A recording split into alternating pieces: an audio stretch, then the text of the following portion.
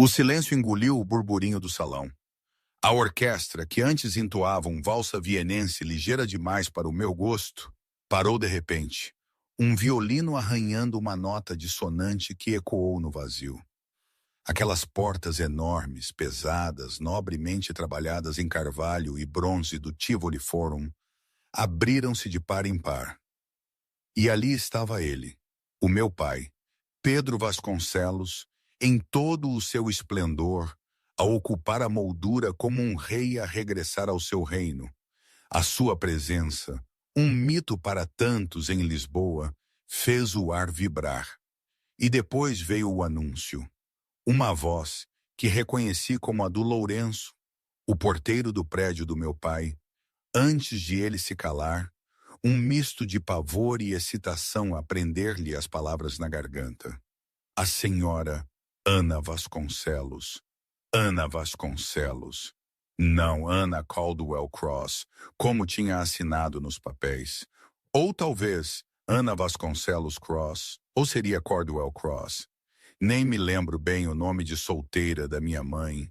Caldwell não é bem Caldwell aqui, é mais... Bom, não importa. Ana Vasconcelos, simplesmente. O nome pairou no ar, pesado como névoa. Vi o João. O tempo pareceu abrandar. Ele estava a meio caminho da escadaria, o sorriso forçado congelado nos lábios, os olhos esbugalhados fixos em mim.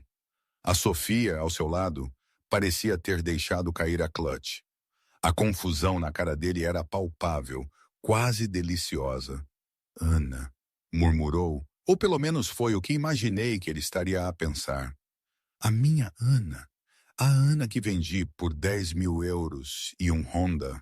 Mas esta não era a sua Ana. A mulher que avançava para o centro daquele palco de braço dado com Pedro Vasconcelos era uma criatura nova, forjada na decepção e no aço frio da autopreservação. O vestido azul noite, um oceano profundo salpicado de diamantes, moldava-me o corpo de uma forma que o casaco bege de tricô, que o João desprezava tanto, jamais poderia imaginar.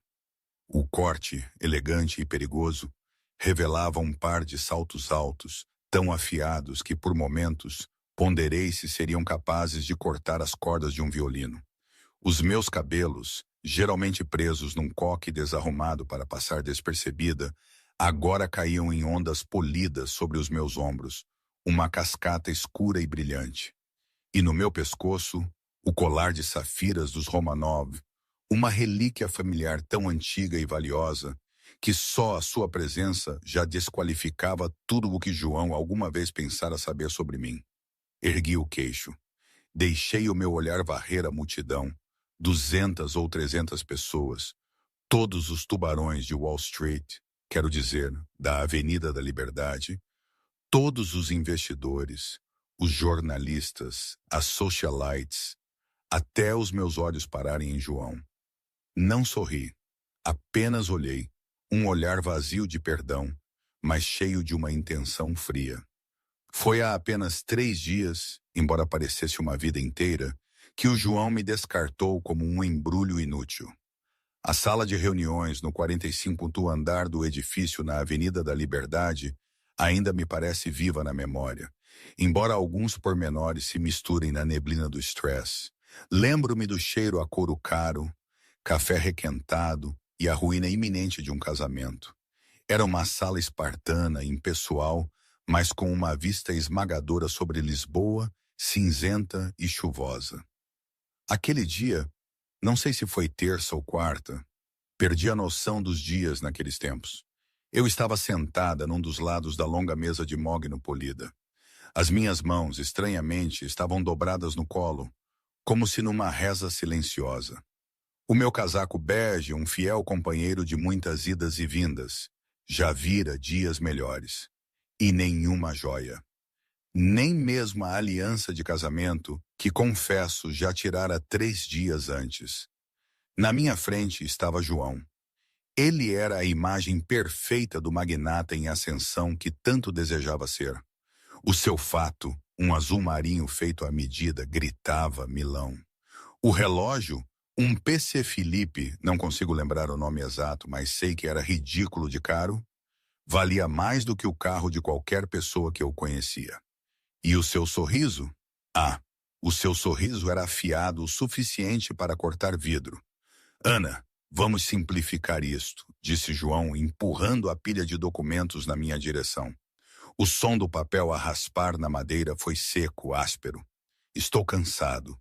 Tu estás cansada. Ambos sabemos que este casamento foi um erro de cálculo. Um erro de cálculo. A voz saiu-me suave, quase um sussurro, mas firme. Os meus olhos fixaram-se na palavra dissolução, impressa em negrito no topo da página. Parecia tão final, tão clínico. Eram papéis do divórcio. O cheiro da tinta parecia ainda fresco. Não te faças de vítima, suspirou João, recostando-se na sua cadeira ergonômica. Olha, quando nos conhecemos, estavas a servir mesas na Tasca da Maria, lá em Alfama. Pensei que te estava a resgatar. Pensei que me serias grata por seres a mulher do CEO da Nexus Stream. Mas sejamos honestos, nunca foste feita para este mundo. Não sabes como te vestir para as galas. Não sabes falar com investidores. És aborrecida. Ele acenou com a mão de forma vaga, à procura de uma palavra educada, mas falhou miseravelmente. A Sofia, a sua assistente executiva, sentada, ou melhor, empoleirada no parapeito da janela, a deslizar o dedo pelo ecrã do telemóvel, confirmou. Ela é mesmo aborrecida, disse Sofia sem sequer levantar a cabeça. E cozinha comida esquisita. Quem é que faz pot roast para um vice-presidente de marketing? É embaraçoso. O João riu-se. Exato. A questão é, Ana, a minha empresa está prestes a entrar na bolsa. O IPO é para o mês que vem. Os meus advogados e a minha equipa de relações públicas sugerem que uma ruptura limpa é melhor agora do que mais tarde. Solteiro parece melhor do que casado com uma ninguém, quando eu estiver a tocar o sino de abertura na Bolsa de Valores de Lisboa. Olhei para ele. Então é isto? 2 anos de casamento e sou um passivo para o preço das tuas ações? É um negócio, Ana. Não o tornes emocional. João bateu nos papéis. Aqui está o acordo. O acordo pré-nupcial diz que não recebes nada porque vieste sem nada. Mas como sou um tipo generoso... Ele meteu a mão no bolso e tirou um cartão de crédito preto. Atirou-o para a mesa. O cartão girou e aterrou perto da minha mão. Estão 10.000 euros aí. Suficiente para um depósito num sítio, sei lá, na Amadora, em Queluz. Nalgum sítio barato. E deixo-te ficar com o Honda. O senhor Matias, o advogado que estava sentado ao lado de João, um homem suado com um ar permanentemente aflito, pigarreou. Senhor João, tecnicamente o Honda está alugado pela empresa agora. Deixa-a ficar com a porra do Honda, Matias, retorquiu João. Estou-me a sentir caridoso. Olhou para mim com um sorriso irônico. Vês? Sou um tipo bom. Agora, assina os papéis. Tenho uma reserva para almoçar no 50 Seconds by Martin Berasategui a 1. Olhei para os papéis. Depois para o cartão de crédito. 10.000 euros. 2 anos antes, conheci o João quando ele estava apenas a começar a Nexus Stream. Ele andava estressado, mal conseguia pagar os salários. E comia takeaway na Tasca onde eu trabalhava, apenas para desanuviar a cabeça dos meus estudos, ou assim ele dizia. Ele não me resgatou. Eu ouvia as suas ideias mirabolantes. Eu organizei a sua agenda caótica antes que ele pudesse sequer pensar em ter a Sofia. Eu até usei as minhas próprias poupanças, dinheiro que afirmei ser uma herança de uma avó distante, para cobrir a renda do seu primeiro escritório quando os investidores recuaram. Ele tinha se esquecido de tudo isso, de absolutamente tudo.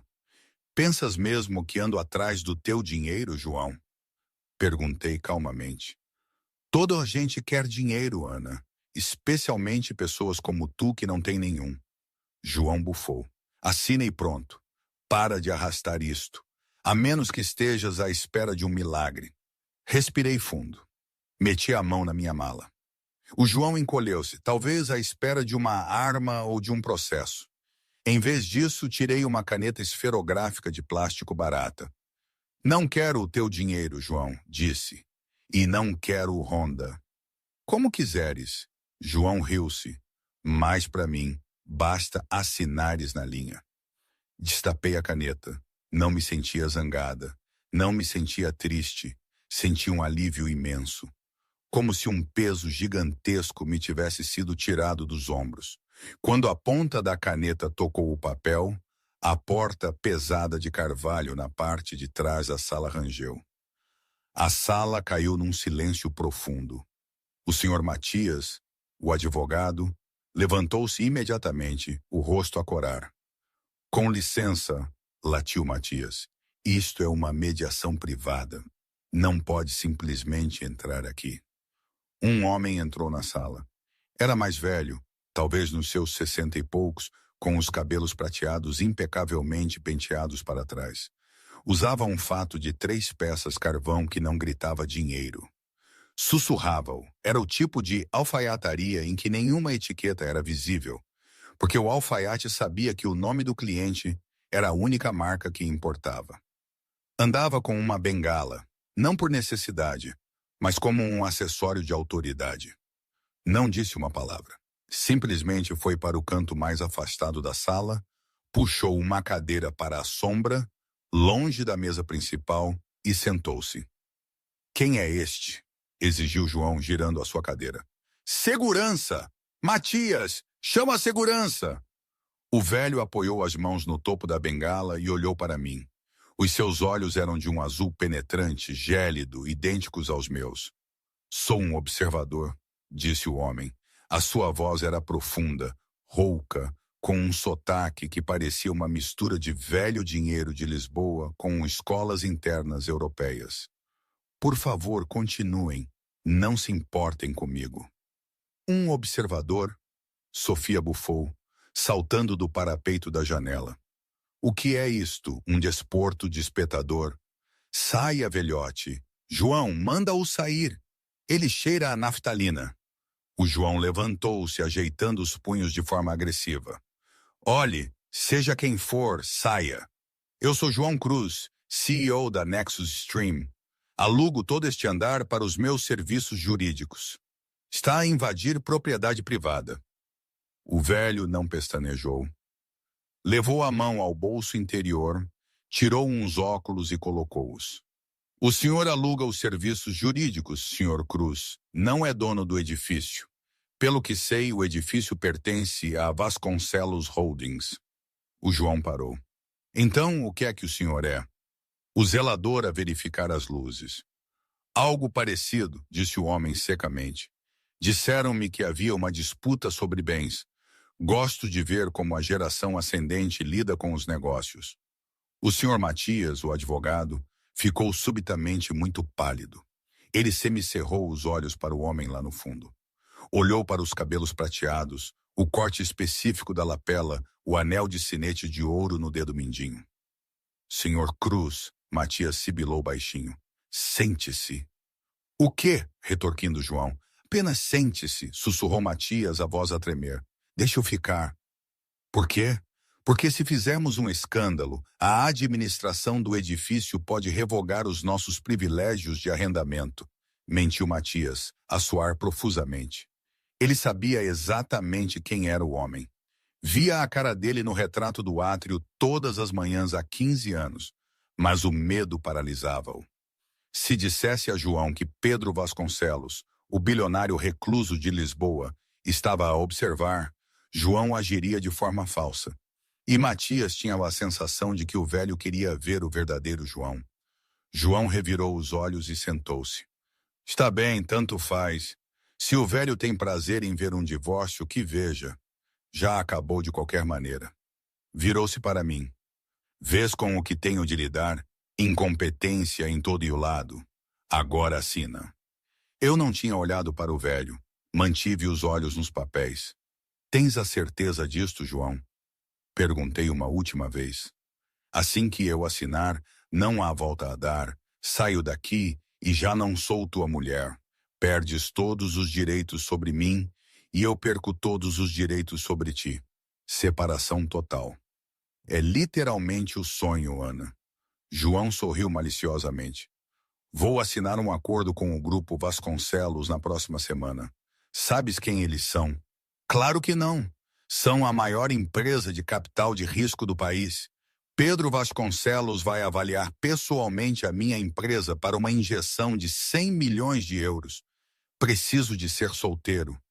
Preciso de estar livre de bagagem. Lá do fundo da sala, o velho fez um som. Parecia uma tosse ou talvez um riso suprimido. Bagagem, repetiu o velho. É isso que é uma mulher. João não se virou.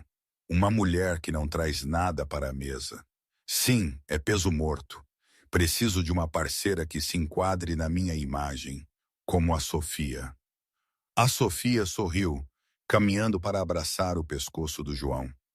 Amor, conta-lhe sobre a festa de noivado. Gebei. A caneta pairava sobre a linha de assinatura. Festa de noivado? João encolheu os ombros, sem parecer minimamente culpado. Bem, já que vamos assinar hoje, pensei, para que esperar? Reservamos o Tivoli Forum para este sábado. Vai ser uma celebração dupla. O meu divórcio e o meu noivado com a Sofia. Vai ser o evento da estação. Alta sociedade, investidores, imprensa. Olhou para mim com uma piedade fingida. Convidar-te-ia, mas a segurança terá uma lista. Um frio gelou-me o peito. Já não era desgosto. Era clareza. Reservaste o Tivoli Forum, disse.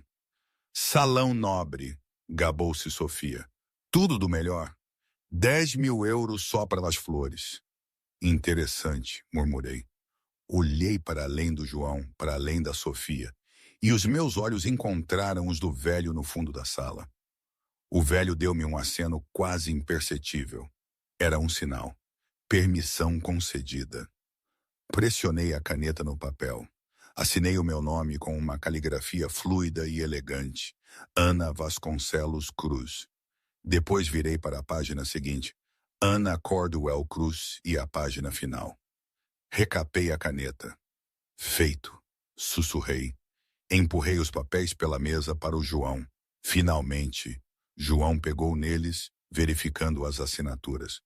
Meu Deus, que dor! Matias, arquiva isto imediatamente. Quero o decreto absoluto até sexta-feira. Levantou-se abotoando o casaco. Agarrou na mão da Sofia. Anda, amor, vamos celebrar. Preciso de uma bebida. Olhou para mim uma última vez. Eu ainda estava sentada ali, com as mãos cruzadas. Podes ficar com a caneta, disse João magnanimamente. E não te esqueças do teu cartão de crédito sem valor. Ele e Sofia viraram-se para sair. Passaram pelo velho lá no fundo. João parou. Ei, velhote, o espetáculo acabou. Podes voltar a desentupir sanitas, ou seja, o que for que faças. O velho não se mexeu, apenas sorriu. Um sorriso frio de tubarão. O espetáculo, disse o velho, apenas começou, Sr. Cruz. O João franziu o senho, confuso por um segundo, mas depois abanou a cabeça e saiu da sala a correr. Os saltos da Sofia batiam ruidosamente atrás dele. A porta bateu. A sala ficou em silêncio. O Sr. Matias, o advogado, tremia tanto que os óculos lhe escorregaram pelo nariz. Levantou-se e fez uma vênia profunda ao homem lá no fundo. Sr. Vasconcelos, gaguejou Matias. Eu não tinha ideia. Pedro Vasconcelos ignorou o advogado. Levantou-se, apoiando-se na bengala, e caminhou em direção à mesa onde eu estava sentada. Eu não me levantei, apenas olhei para as minhas mãos. Pedro chegou à mesa, olhou para os papéis de divórcio assinados, depois para o cartão de crédito preto que João tinha atirado, e finalmente para mim. Ele chamou-te bagagem, disse Pedro suavemente. Levantei os olhos, as lágrimas finalmente a formarem-se, embora me recusasse a deixá-las cair. Olá, pai. Pedro Vasconcelos, o bilionário proprietário do edifício, o chefe do grupo Vasconcelos e o homem que João estava desesperado para impressionar na semana seguinte, suspirou, estendeu a mão e pousou uma mão quente no meu ombro. Eu disse-te que ele era um tolo, Ana, disse Pedro, mas nunca pensei que fosse suicida. Pedro pegou no cartão de crédito que João tinha lá tirado a indemnização de 10.000 euros. Inspecionou-o com desgosto. 10.000 euros, meditou Pedro, para a herdeira do Império Vasconcelos. Atirou o cartão para o caixote do lixo no canto. Anda, minha querida, temos muito o que fazer. Se ele quer uma festa de noivado no Tivoli no sábado, acho que devemos garantir que ele recebe exatamente o que merece. Ele pensa que reservou o salão nobre, pai. Limpei os olhos. Mas o tio Carlos não é dono do Tivoli? É, Pedro sorriu matreiro. E acho que está na altura de João aprender que nesta cidade não se morde a mão que te alimenta. Especialmente quando essa mão está a segurar toda a tua hipoteca. Pedro ofereceu-me o braço. Vamos às compras. Precisas de um vestido para uma festa de noivado. Momento. Tenho que fazer uma pausa aqui. Eu sei que isto pode parecer um drama exagerado, digno de uma novela das 8, mas juro-vos que foi real. Estava ali, a viver cada segundo daquela humilhação, e a transformação foi tão rápida, tão avassaladora, que a minha própria mente se esforça para acompanhar. Pedro Vasconcelos, o meu pai, sempre foi uma figura distante, um titã dos negócios que raramente mostrava o lado pessoal. Viver na sua sombra, ou talvez fora da sua órbita, permitiu-me crescer com uma perspectiva diferente. Eu via o mundo, não através de cifrões, mas de experiências. Trabalhar na Tasca em Alfama foi uma decisão minha, um desejo de sentir o pulso da vida real, longe da bolha de privilégio. Eu queria provar que podia conquistar algo por mim mesma, construir algo, talvez um dia. E foi aí que o João me encontrou, um lobo disfarçado de cordeiro empreendedor. Engoliu a minha história de herança da avó com tanta facilidade. Era quase comovente na sua ingenuidade ou na sua arrogância. Eu podia ter dito a verdade, podia ter revelado tudo desde o início, mas uma parte de mim queria ser amada por quem eu era, não pelo que eu tinha. Queria testar se, sem o brilho do meu nome, alguém me veria. Será que isso foi egoísmo? Talvez. Ou pura ingenuidade. Não sei. Honestamente, ainda hoje não sei. A verdade é que paguei um preço alto por essa experiência. Mas, por outro lado, o João também. E talvez essa fosse a lição para ambos. Enfim, de volta à história. Enquanto o João chamava um táxi amarelo, porque o preço do Uber estava ridículo, apesar de se ter gabado a instantes dos seus milhões. Um comboio de 3 escalades pretos parou junto ao passeio do Arranha-Céus. Eu saí das portas giratórias de braço dado com Pedro. O Lourenço, o porteiro que me ignorara todas as manhãs, durante os últimos 2 anos, quando eu trazia o almoço esquecido do João, quase tropeçou nos próprios pés. Ele reconheceu o meu pai. Toda a gente em Lisboa reconhecia Pedro Vasconcelos. Boa tarde, senhor Vasconcelos, gaguejou o Lourenço, apressando-se a abrir a porta de trás do SUV da frente. Boa tarde, Lourenço. Pedro acenou, sabendo o nome do homem, porque era dono da agência de recrutamento que o empregava. Por favor, garanta que a minha filha entre em segurança. O Lourenço congelou. A sua filha, senhor? Olhou para mim, a mulher com o casaco bege, a mulher que ele vira a chorar no átrio na semana anterior, quando o marido a repreendera por estar 5 minutos atrasada. Eu sorri, mas o sorriso não me chegou aos olhos. Olá, Lourenço. Deslizei para o interior de couro, o perfume de orquídeas frescas a saudar-me. Pedro subiu ao meu lado, a porta fechou-se, isolando o ruído da Avenida da Liberdade. Para casa, senhor? Perguntou o motorista. Para a Quinta da Marinha, disse Pedro. Precisamos de desanuviar a cabeça e ligar ao Carlos. Diga-lhe que preciso da Pearl Suite no Tivoli, preparada para sábado, e que reforce a segurança. Enquanto o carro se misturava no trânsito, encostei a cabeça ao banco. O silêncio era pesado. Desculpa não te ter dito mais cedo, sussurrei. Eu queria saber se ele me amava. Não o dinheiro, não as conexões, apenas a Ana. E descobriste, disse Pedro gentilmente. Foi uma lição cara, minha querida, mas necessária. Passaste 2 anos a desempenhar o papel de esposa de apoio a um narcisista. Cozinhaste, limpaste, equilibraste as contas dele em segredo. Até usaste os dividendos do teu fundo fiduciário para pagar o seu empréstimo comercial inicial anonimamente. Acenei com a cabeça. Ele pensa que um investidor anjo o salvou da falência. Eu sou o investidor anjo, rosnou Pedro. Ou melhor, tu és. E na próxima semana, quando ele se sentar para negociar com o Grupo Vasconcelos para o financiamento do seu IPO, vai perceber que o anjo veio cobrar a dívida.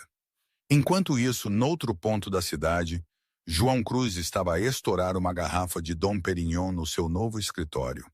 O escritório era quase todo de vidro e cromado, desenhado para intimidar visitantes. Sofia girava na sua cadeira, segurando uma taça de champanhe. Não acredito que ela realmente assinou, Sofia riu. Pensei que ela lutaria pelo apartamento. Pelo menos ela não tem espinha. João zombou, levantando os pés para cima da secretária. Esse é o problema dela. Ela é pequena, mente pequena, sonhos pequenos. Ela estava a atrasar-me. Sofia, olha para mim agora. Solteiro, preço das ações a disparar. E em 3 dias vou anunciar o nosso noivado no Tivoli. É a jogada de poder do século. O seu telefone vibrou. Era um número desconhecido. Aqui é João Cruz, atendeu suavemente. Senhor Cruz, uma voz feminina profissional e nítida falou. Aqui é Leonor Costa, assistente executiva de Pedro Vasconcelos. João sentou-se direito, quase derramando o champanhe. Freneticamente fez um gesto para que Sofia ficasse em silêncio. Sim, de Leonor, uma honra ouvi-la. O Sr. Vasconcelos analisou a sua proposta preliminar para a Nexus Stream, disse a mulher. Ele está intrigado. Gostaria de comparecer ao seu evento no sábado no Tivoli. Ele acredita que seria o ambiente perfeito para avaliar o seu caráter antes de assinar os cheques de financiamento na próxima semana. O coração de João batia como um martelo nas suas costelas. Pedro Vasconcelos viria à sua festa. Era isto. Era o bilhete dourado. Se Vasconcelos o apoiasse, João estaria na capa da Pessoas e Negócios. Isso seria incrível, João engasgou. Por favor, diga ao senhor Vasconcelos que ele é o convidado de honra. Ele estará lá.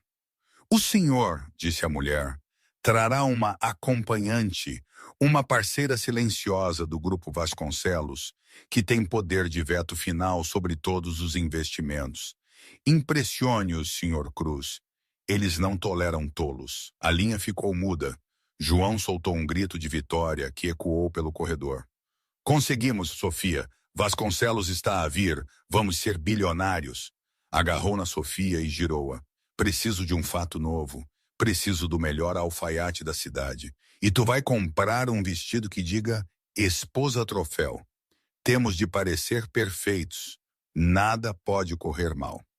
De volta à Quinta da Marinha, dentro de uma mansão opulenta, com vista para o mar, que valia mais do que o PIB de um pequeno país, eu estava em frente a um espelho do chão ao teto. O casaco bege estava no lixo. Eu usava um hobby de seda. Atrás de mim, uma equipa de 3 estilistas, voados de Paris e Milão, organizava cabides de vestidos de alta costura. Não, disse eu, rejeitando um vestido rosa de chiffon. Demasiado suave. Essa era a velha Ana. Percorri a linha de vestidos, os meus dedos roçaram sedas, veludos e cetins. Parei num vestido da cor do céu da meia-noite, um azul obsidiana profundo e cintilante, com detalhes de diamantes tecidos no corpete. Era estruturado, afiado e chamava a atenção. Este, disse, Uma escolha ousada, menina Vasconcelos, disse a estilista. Este é da coleção Vingança. É feito para uma mulher que vai à caça. Sorri. Foi o primeiro sorriso genuíno que usara em meses. Era frio e perigoso. Exatamente, disse. Não vou lá para celebrar um noivado. Vou lá para assistir a um funeral. Um funeral, menina? Sim. Virei-me para o espelho, os meus olhos azuis a brilhar. O funeral da carreira de João Cruz. Aquela noite de sábado chegou com uma tensão úmida e elétrica no ar. O Hotel Tivoli Forum, um ícone do luxo lisboeta, irradiava luz. Limusinas enfileiravam-se à entrada. Os paparazzi estavam em força, alertados pela equipa de relações públicas do João sobre um grande anúncio tecnológico que aconteceria no Salão Nobre. A cena era de opulência excessiva. João não poupara despesas, principalmente porque tinha posto tudo no crédito da empresa, assumindo que o investimento Vasconcelos o cobriria mais tarde. Lustres de cristal do tamanho de carros pequenos pendiam do teto dourado. Empregados de mesa em smokings brancos moviam-se como fantasmas pela multidão, oferecendo flutes de champanhe vintage e bandejas de caviar. João estava no topo da grande escadaria, agarrado ao corrimão. Ele suava. Para de mexer, sibilou Sofia. Ela usava um vestido vermelho tão apertado que parecia cortar a circulação, coberto de lantejoulas. Era vistoso, caro e desprovido de qualquer sutileza. Pareces culpado de alguma coisa. Estou nervoso, Sofia, murmurou João a varrer a multidão lá embaixo. Vasconcelos ainda não chegou. São 20h10. O convite dizia 19h30. Bilionários estão sempre atrasados, descartou Sofia. Olha, ali está o vice-presidente do Goldman Sachs. Vai dizer olá. A sala estava cheia dos tubarões da banca e das finanças, homens em fatos de 5.000 euros e mulheres a pingar diamantes. Mas havia uma energia estranha na sala. Sussurros. O senhor Matias, o advogado que supervisionara o divórcio 3 dias antes, estava junto ao bar, a beber uísque como se fosse água. Ele parecia pálido. Sempre que as portas do Salão Nobre se abriam, ele encolhia-se. Matias! Gritou João descendo as escadas. Por que pareces ter visto um fantasma? Anima-te! Hoje é a noite! Matias olhou para João com uma mistura de pena e terror. Senhor Cruz, o senhor verificou bem a lista de convidados? Claro, João zombou. Por quê? Nenhuma razão, Matias murmurou, voltando à sua bebida. Apenas boa sorte. Foi nesse momento que a música, um quarteto de cordas ao vivo a tocar Mozart, parou abruptamente. As pesadas portas duplas na entrada do Salão Nobre abriram-se. Um silêncio desceu sobre a sala. Não foi o silêncio educado de uma chegada. Foi o silêncio reverente do poder a entrar num vácuo. Pedro Vasconcelos estava na entrada. Parecia um rei a regressar ao seu tribunal. Usava um smoking que lhe assentava tão perfeitamente que parecia uma segunda pele. Segurava a bengala, os seus cabelos prateados a brilhar sob os lustres. A sala ofegou. Pedro Vasconcelos nunca ia a festas. Era um mito, um recluso. A sua presença ali validava João Cruz instantaneamente. O rosto de João iluminou-se. Ajeitou o casaco e começou a apressar-se para a frente. Senhor Vasconcelos, o senhor conseguiu. Mas Pedro não se moveu. Ele ficou ali à espera. Virou-se ligeiramente e estendeu a mão para trás, em direção ao corredor. E o anunciador à porta bradou, a voz a tremer ligeiramente. A senhora Ana Vasconcelos. O nome pairou no ar por um segundo. Vasconcelos. João congelou a meio do passo. Ele piscou os olhos. Ana? Não, não podia ser. A sua Ana era uma ninguém. O seu apelido era... Bem, ele realmente não se lembrava do meu nome de solteira porque nunca se importou em perguntar sobre a minha família. Então eu entrei na luz. Era Ana. Mas não era a Ana que usava casacos beges e pedia desculpa por existir. Aquela mulher era uma estátua de vingança esculpida em gelo e diamantes. O vestido azul meia-noite abraçava as minhas curvas.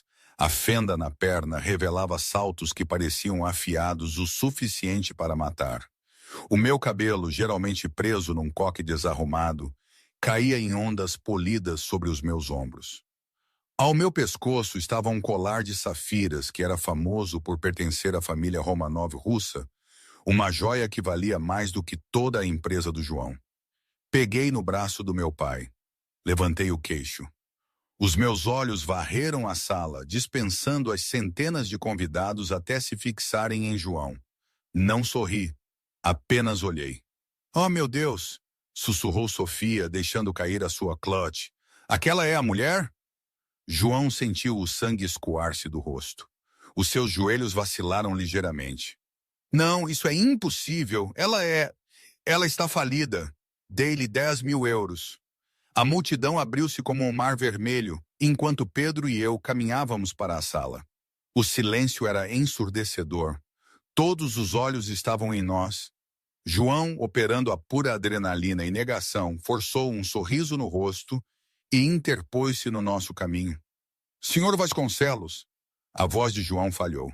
Ele pigarreou. "Bem-vindo. E Ana, o que estás a fazer aqui? Tu arranjaste um emprego como catering?"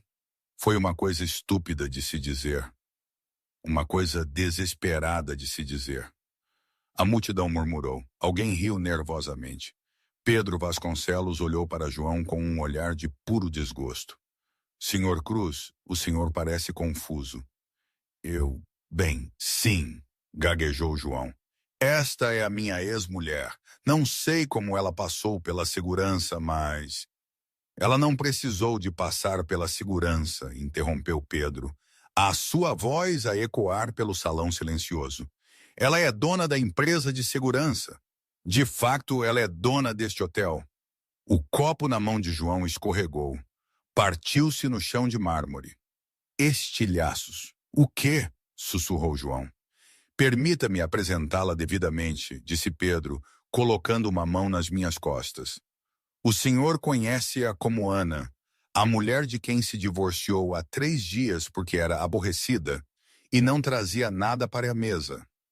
Mas o mundo conhece-a como Ana Vasconcelos, a minha única filha, a única herdeira da fortuna Vasconcelos e a acionista maioritária da empresa de capital de risco a quem o senhor está a pedir dinheiro." A sala explodiu. Gritos, sussurros e exclamações chocadas ecoaram pelos centenas de convidados. Telemóveis foram levantados, gravando o momento. Sofia deu um passo para trás, distanciando-se de João. Eu dei um passo para a frente. O cheiro do meu perfume, algo caro e raro, atingiu João. "Olá, João", disse eu. A minha voz era suave, confiante, irreconhecível do murmúrio suave a que ele estava habituado. "Quiseste uma parceira que se enquadrasse na tua imagem, lembras-te? Alguém com conexões, alguém com dinheiro." Apontei para o salão opulento, os investidores confusos, o advogado aterrorizado. "Bem, aqui estou eu", disse. "Mas receio que a minha taxa de comparência seja um pouco mais alta do que 10.000 euros. A boca de João abriu e fechou como um peixe. "Ana, espera! Amor, eu não sabia. Tu nunca me disseste." "Tu nunca perguntaste", respondi friamente. "Estavas demasiado ocupado a falar de ti mesmo." "Mas o acordo pré-nupcial..." João agarrou-se a palhas. "Assinamos um acordo pré-nupcial. Tu não recebes nada." O senhor Matias, o advogado, avançou da multidão, parecendo que queria morrer. "Na verdade, senhor Cruz..." "Cala-te, Matias!" retorqui João. "Não, deixe-o falar", disse eu. Matias limpou o suor da testa. "Senhor Cruz, o acordo pré-nupcial, de facto, estabelecia que ambas as partes sairiam com o que trouxeram para o casamento. Uma vez que a senhora Vasconcelos trouxe, bilhões em bens detidos em trusts offshore, e o senhor trouxe dívidas, a separação de bens é bastante clara." "Além disso", interveio Pedro, desfrutando do momento, Uma vez que o senhor usou fundos da empresa Nexus Stream para alugar o Honda que ela conduzia, e uma vez que o senhor admitiu num processo legal gravado que lhe estava a dar, isso constitui uma transferência de ativos da empresa. E uma vez que o senhor acabou de admitir fraude ao organizar uma festa privada à custa da empresa, Pedro aproximou-se de João. Não penso que vamos investir na Nexus Stream, senhor Cruz. Na verdade, penso que a minha filha, que faz parte do conselho do banco, que detém os seus empréstimos comerciais, poderá cobrar as suas dívidas esta noite. João olhou para mim. Olhou para a mulher que ele tinha descartado como lixo. Ana, suplicou, a voz a tremer. Por favor, foi um erro. A Sofia não significava nada. Eu estava estressado. Podemos resolver isto. Podemos renovar os nossos votos agora mesmo. Olha, estão todos aqui. Olhei para ele. Por um segundo, João pensou ter visto piedade. Depois eu ri. Foi um som leve e arejado. Renovar os nossos votos? Perguntei. João, eu não vim aqui para casar contigo. Eu vim aqui para te arruinar. Virei-me para a banda. Toquem algo festivo, comandei. Apetece-me dançar. Enquanto a música aumentava, João ficou ali, no meio dos cacos do seu copo de champanhe, a ver o amor da sua vida e a fortuna que ele perseguira durante anos, girar nos braços de um belo conde europeu que acabara de se juntar à dança. A armadilha tinha se fechado, e João era o rato apanhado no meio. A música no salão nobre do Tivoli Hotel continuava, uma valsa vienense animada que colidia violentamente com a devastação que se desenrolava no centro da sala. Para João Cruz, o mundo tinha se transformado num caleidoscópio de cenários de pesadelo. 10 minutos antes, ele era o rei de Lisboa. Agora era o bobo da corte. Ficou paralisado enquanto a multidão se afastava fisicamente dele. Na alta sociedade, o fracasso é contagioso e a humilhação é uma doença terminal. Ninguém queria ser visto ao lado do homem que acabara de se divorciar da herdeira Vasconcelos pela sua secretária. João! Uma voz sibilou no seu cotovelo. Era a Sofia. Ele virou-se para ela, desesperado por uma aliada. Sofia, ouve. Precisamos de dar a volta a isto. Podemos dizer que eu sabia o tempo todo. Podemos dizer que foi uma separação estratégica para efeitos fiscais. A Sofia olhou para ele como se ele fosse uma barata na bainha do seu vestido caro. Ela não estava a olhar para o rosto dele. Ela estava a olhar para além dele, para o elegante conde europeu que me fazia rodopiar na pista de dança. Ela estava a olhar para os diamantes no meu pescoço. Seu idiota, cuspiu Sofia. Seu absoluto. O quê? Amor, estamos nisto juntos, implorou João, estendendo a mão para o braço dela. Ela tirou o braço. Não me toques. Tu disseste-me que ela era uma empregada de mesa. Tu disseste-me que ela era uma ninguém. Tu fizeste-me parecer uma tola em frente a Pedro Vasconcelos. Eu não sabia. Isso é pior, gritou Sofia, a sua voz a elevar-se acima da música. Tu viveste com ela durante 2 anos e não sabias que ela valia bilhões. Tu não és um CEO, João. Tu és um perdedor cego e incompetente. Ela tirou o anel de noivado do dedo. Um diamante de 3 quilates que João comprara a crédito no dia anterior e atirou-o ao seu peito. Acabou. Não me ligues. Preciso de ir encontrar alguém que possa pagar o meu Uber. A Sofia saiu a correr, abrindo caminho pela multidão em direção ao bar, onde imediatamente começou a conversar com um vice-presidente do JP Morgan. João ficou sozinho. O anel bateu no seu peito e rolou para debaixo de uma mesa. Ele nem o perseguiu. De repente estava cercado, não por aqueles que lhe desejavam bem, mas pelos lobos que ele próprio convidara. Cruz. Era Simão Silva, um dos seus investidores anjo. É verdade? Vasconcelos detém a dívida da Honda B? Simão, deixa-me explicar. Não quero explicações, latiu Simão. Quero o meu capital de volta. Se Pedro Vasconcelos for hostil contigo, Esta empresa está morta na água. Vou ativar a cláusula de resgate esta noite. Não podes fazer isso, ofegou João. Isso vai levar à falência a conta de operações. Vê lá se não faço, Simão sorriu ironicamente. Ele tirou o telemóvel. Vou ligar ao departamento jurídico. Outro homem aproximou-se. Era o repórter do jornal econômico que João implorara para vir. Senhor Cruz, disse o repórter, segurando um gravador de voz, pode comentar os rumores de que usou fundos corporativos para pagar o apartamento da sua amante? A senhora Vasconcelos acabou de mencionar uma auditoria forense. Sem comentários. Afasta isso de mim. João esbofeteou o gravador. Agredir a imprensa, o repórter sorriu. Isso vai ficar ótimo na edição de domingo. CEO descontrola-se na festa de vitória da ex-mulher. No balcão com vista para o salão, Pedro Vasconcelos e eu observávamos o caos lá embaixo. Um empregado de mesa trouxe-nos champanhe fresco. É bárbaro, notou Pedro, dando um gole a vê-los despedaçá-lo. Ele queria os holofotes, disse eu, a minha voz desprovida de piedade. Ele queria que todos olhassem para ele. Eu apenas dei-lhe o que ele pediu. Olhei para João. Ele suava, gritava para um investidor, a gravata torta, o rosto roxo de raiva. Ele parecia pequeno. Tu amaste-o? Perguntou Pedro calmamente. Hesitei. Observei João empurrar um empregado de mesa que tentava oferecer-lhe água.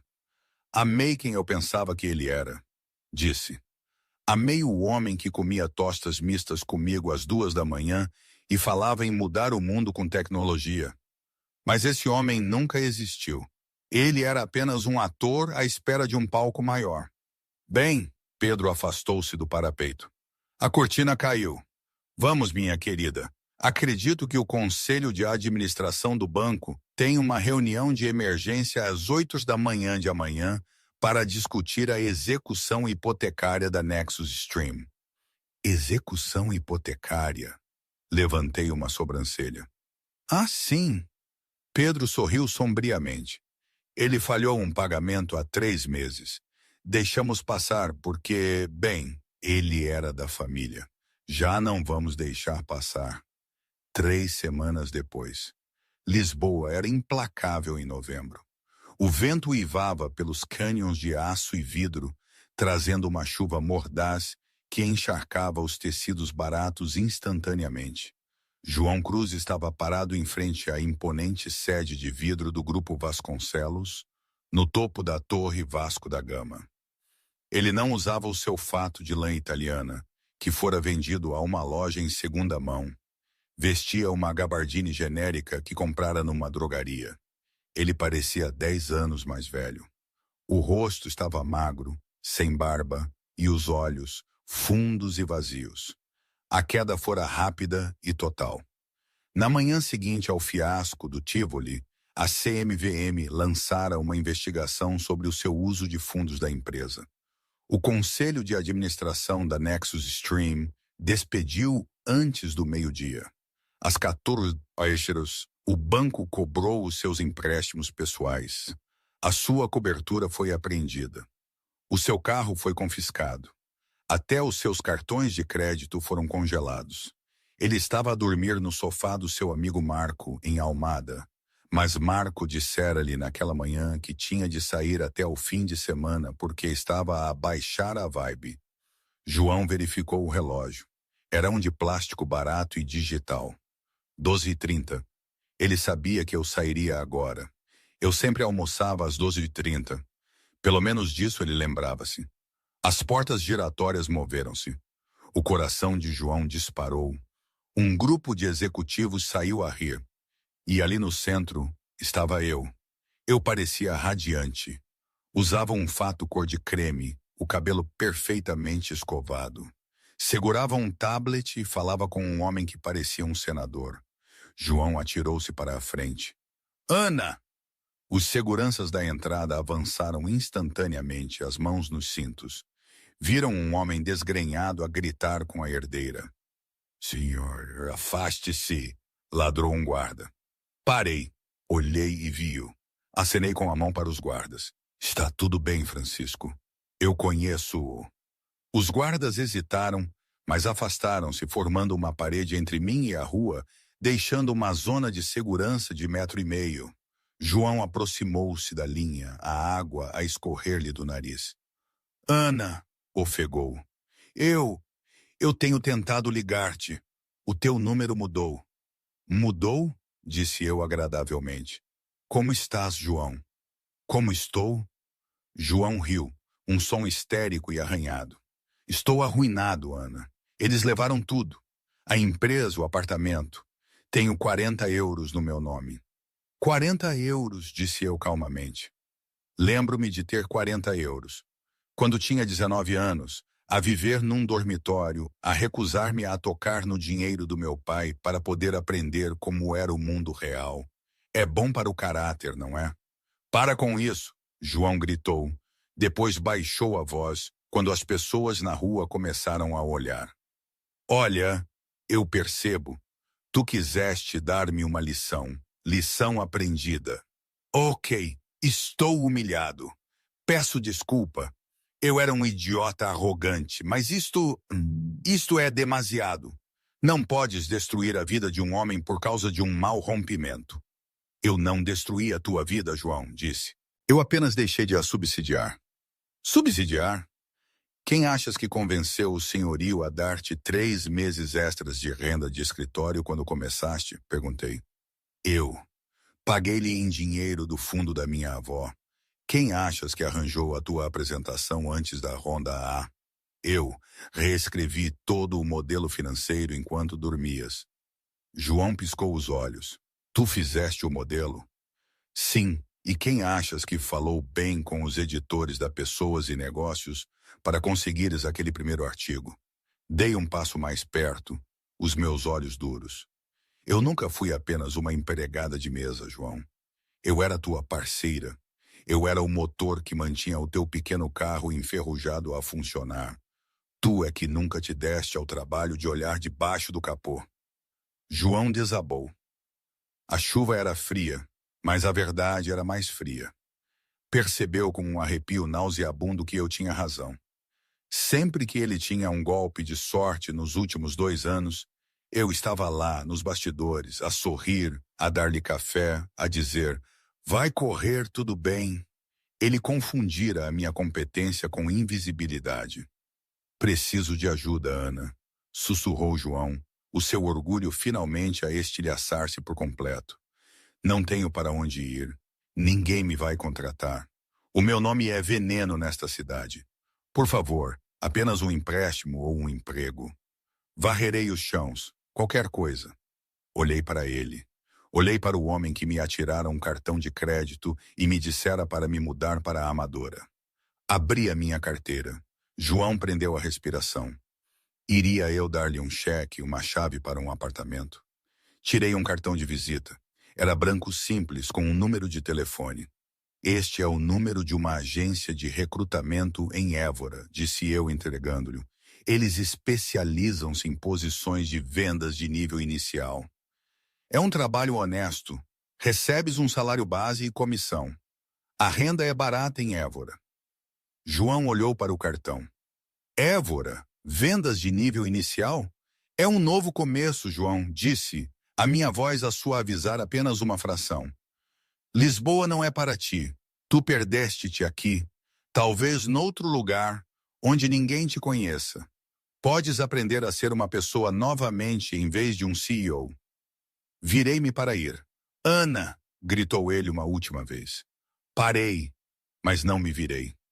Alguma vez me amaste? Perguntou. Ou fui apenas um projeto?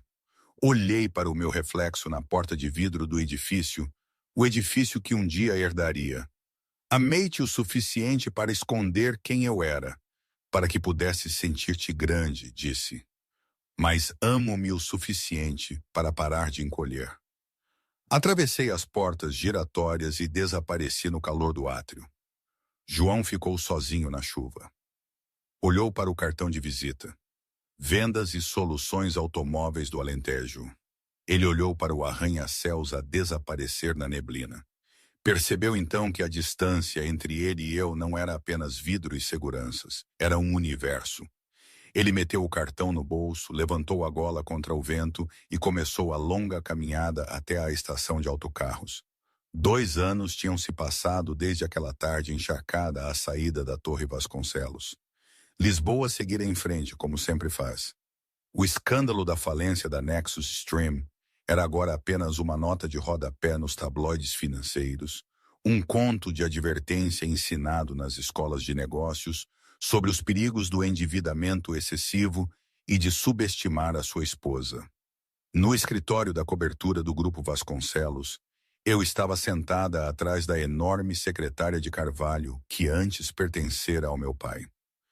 Pedro Vasconcelos aposentara-se oficialmente para uma vinha na Toscana há 6 meses, deixando o império nas minhas mãos.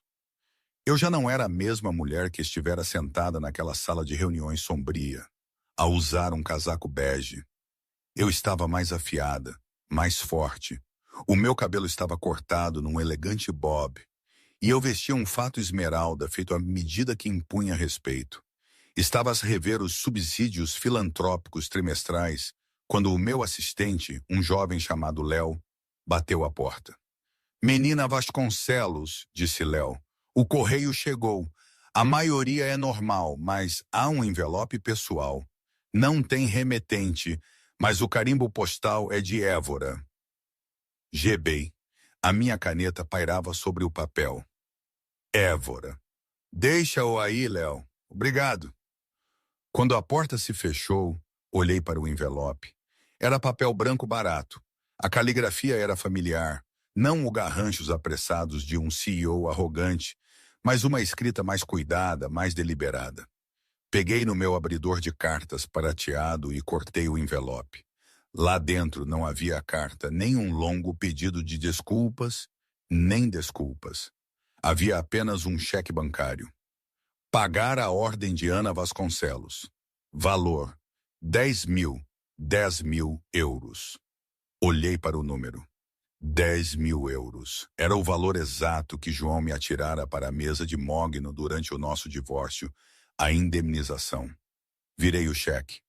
No verso, em pequenas letras azuis, havia uma breve nota, pelo Honda e pela lição.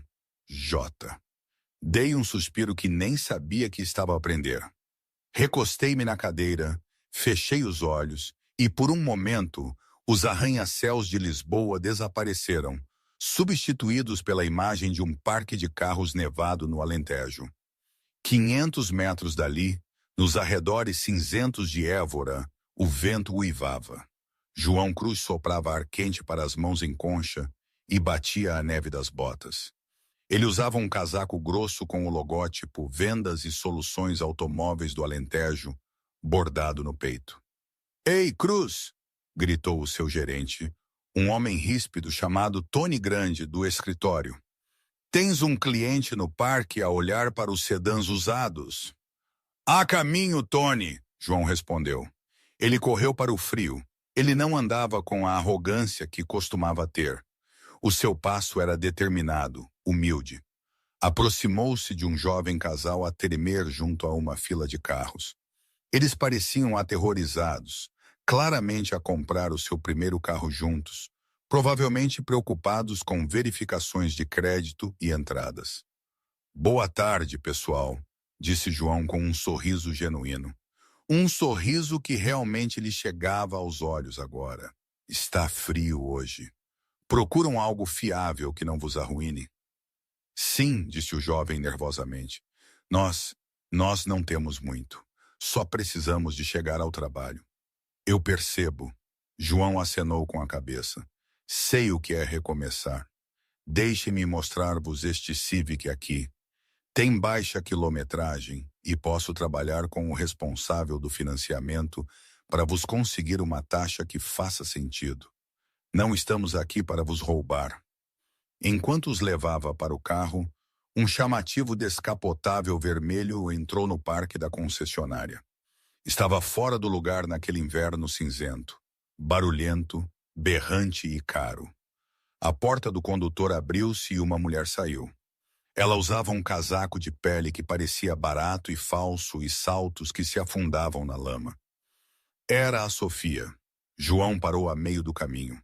Não havia há 2 anos, desde que ela lhe atirara o anel ao peito no Tivoli. Ela parecia mais velha, mais dura. A sua maquilhagem era demasiado carregada, a tentar cobrir as linhas de stress. Ela avistou-o e sorriu maliciosamente, aproximando-se. Bem, ela riu, olhando para o seu casaco. Olha para ti, o grande João Cruz a vender carros usados no interior do país. João desculpou-se com o jovem casal. Deem-me só um momento, pessoal, e foi ter com ela. Ele não sentiu a velha raiva, apenas sentiu pena. Olá, Sofia, o que fazes em Évora? A visitar a família. Ela mentiu suavemente. Pensei em procurar-te. Ouvi dizer que estavas aqui. Ela avaliou-o de cima a baixo, lambendo os lábios. Sabes, João, o seu João, Lisboa é aborrecida. E eu terminei com aquele banqueiro. Ele era um sovina. Talvez possamos ir beber um copo. Pelos velhos tempos. Aposto que estás sozinho aqui. Ela aproximou-se, a mão estendendo-se para o seu fecho. Nós éramos bons juntos, João. Éramos um power couple. Talvez possamos encontrar uma saída daqui juntos. João olhou para a mão dela. Lembrou-se de quão facilmente ela se virara contra ele quando o dinheiro desaparecera. Lembrou-se da humilhação. Gentilmente, pegou na mão dela e tirou-a do seu casaco. Não estou sozinho, Sofia, disse João suavemente. Virou-se e apontou para a janela de vidro da concessionária. Lá dentro, sentada na recepção, estava uma mulher. Ela não era uma modelo. Ela não era rica. Ela era a recepcionista, a Sara. Ela tinha cabelo castanho, um sorriso gentil e estava a tricotar um cachecol. Ela levantou os olhos, viu João e acenou alegremente. João acenou de volta. Tenho tudo o que preciso aqui, disse João a Sofia. E tenho clientes à espera, pessoas que precisam de ajuda, não de uma encenação. Tu és patético, Sofia zombou, o seu ego ferido. Tu és um ninguém. Talvez, João encolheu os ombros, mas pelo menos durma à noite. Ele virou-lhe as costas e voltou para o jovem casal junto ao Civic. Desculpem por isso, disse-lhes João. Apenas um fantasma. Agora, deixem-me mostrar-vos o espaço da mala nesta beleza. Enquanto explicava a garantia, sentiu uma leveza no peito que não sentia há anos. Ele tinha enviado o cheque naquela manhã. Tinha demorado 2 anos a poupar cada comissão, a comer noodles instantâneos e a viver num apartamento T0 para juntar 10 mil euros. Ele estava falido novamente, mas a sua dívida estava paga. De volta a Lisboa, eu peguei no telefone. Departamento financeiro, disse. Sim, Diana. Estou a enviar um cheque de 10 mil euros. Deposite-o no fundo de bolsas segundo a oportunidade. Claro. Devemos listar o nome do doador? Olhei para o cheque uma última vez antes de o colocar na caixa de saída. Pensei no homem com quem me casara, no homem que queria conquistar o mundo, e no homem que finalmente aprendera que o mundo não era algo que se conquistava, era algo que se ganhava. Liste o doador como anônimo, disse eu. Levantei-me e caminhei até a janela do chão ao teto. O sol estava a pôr-se sobre o Parque Eduardo VII, lançando um brilho dourado sobre a cidade. Eu já não estava zangada. O karma tinha dado a volta completa. Ele perdera os milhões que não merecia, mas talvez na neve de Évora ele tivesse encontrado a alma que perdera. Sorri, toquei no vidro frio e sussurrei para a cidade lá embaixo. Estamos quites, João. Estamos finalmente quites. Desliguei as luzes do meu escritório e saí pela porta, pronta para me encontrar com o meu pai para o jantar. Eu andava de cabeça erguida, não por causa dos meus bilhões, mas porque sabia exatamente quem eu era. E desta vez, ninguém me subestimaria novamente. E hoje? Não sei. Às vezes, penso que foi o melhor que me podia ter acontecido. Outras vezes, sinto um nó no estômago, questionando se agi com demasiada dureza, se ele merecia uma chance de se redimir de outra forma. Aquele dinheiro que ele me devolveu, os 10.000 euros, o que significava realmente? Um pedido de desculpas? Um sinal de que tinha de facto aprendido? Ou apenas a prova de que era capaz de pagar o que devia, sem emoção? A vida é assim, não é? Raramente é preto no branco. Nada é perfeito, nem mesmo uma vingança que pareceu tão satisfatória no momento. Mas é a minha história, com todas as suas curvas e incertezas. E isso, por si só, já é alguma coisa.